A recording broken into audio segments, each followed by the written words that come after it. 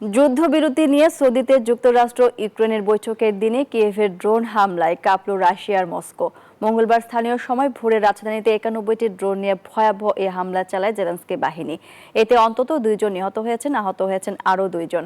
এদিকে এই হামলার পর অন্তত ৬টি বিমানবন্দর বন্ধ ঘোষণা করেছে রুশ কর্তৃপক্ষ।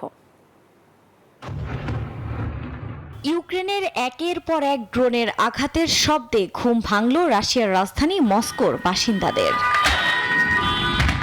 মঙ্গলবার ভোরে সবাই যখন গভীর ঘুমে মগ্ন, ঠিক তখনই মস্কোর বিভিন্ন স্থাপনা লক্ষ্য করে ড্রোন হামলা চালায় ইউক্রেনের সামরিক বাহিনী। মুহূর্তেই আগুন ধরে যায় আবাসিক ভবন ছাড়াও বিভিন্ন স্থাপনায়। আগুনের লেলিহান শিখায় পুড়তে থাকে গাড়িগুলো। হতাহত হন বেশ কয়েকজন।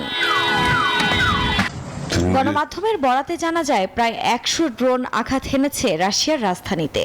একে ২০২২ সালে যুদ্ধ শুরু হওয়ার পর থেকে মস্কোতে সবচেয়ে বড় হামলাও বলা হচ্ছে। আরও ৩ শতাধিক ড্রোন ভূপাতিতের দাবি রুশ প্রতিরক্ষা মন্ত্রণালয়ের। এই হামলার পর থেকে মস্কোর ৪টি সহ মোট ৬টি বিমানবন্দর বন্ধ করে দেওয়া হয়েছে।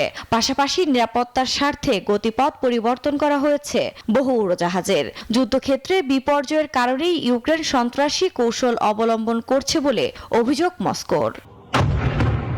যুদ্ধের অবসানে সৌদি আরবে মার্কিন প্রতিনিধি দলের সঙ্গে ইউক্রেনের বৈঠকটি হওয়ার আগেই এমন হামলা নিয়ে আন্তর্জাতিক মহলে চলছে আলোচনা সমালোচনা। পাল্টে ইউক্রেনের ওডেসায় ড্রোন হামলা চালিয়েছে রাশিয়াও। এতে তেলের ডিপোতে আগুন লেগে ব্যাপক ক্ষয়ক্ষতি হয়েছে বলে জানিয়েছে সংশ্লিষ্ট কর্তৃপক্ষ। আফরিন মৌ, নিউজ 24। দেশ জুড়ে তোলপাড়। ওয়ালটন ফ্রিজ কিনে আপনিও হয়ে যেতে পারেন মিলেনিয়ার।